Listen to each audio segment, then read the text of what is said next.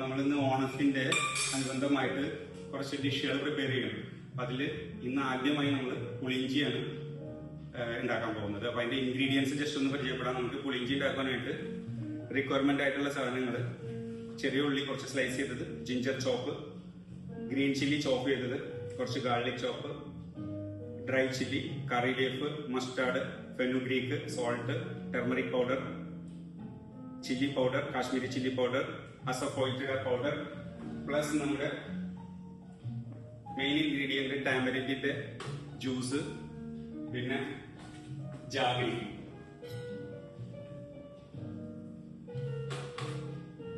Okay, ആദ്യം നമുക്ക് കുറച്ച് വെളിച്ചെണ്ണ.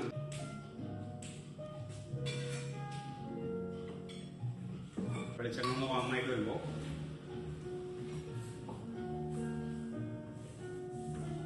കുറച്ച് മസ്റ്റാർഡ് സീഡ്,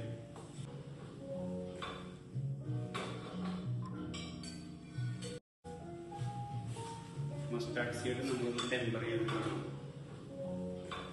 അല്ലെങ്കിൽ കുറച്ച് ഉലുവ, fenugreek seed, dry chilli, curry leaf, small onion chop ചെയ്ത് വെച്ചിരിക്കുന്നു, കുറച്ച് ഗാർലിക്, ഗ്രീൻ ചില്ലി.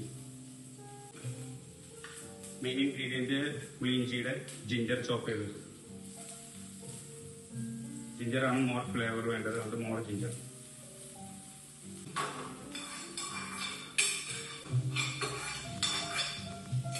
ഇതിലേക്ക് ആവശ്യമായ സ്പൈസസ് ചെയ്യാം. കുറച്ച് ടർമറിക് പൗഡർ, ചില്ലി പൗഡർ, കുറച്ച് അസഫോയിറ്റഡ് കായം, സോൾട്ട്,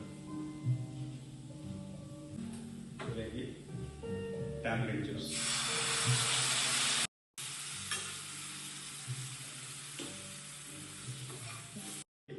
മെൽറ്റ് ചെയ്ത് വെച്ചിരിക്കുന്ന ജാഗരി,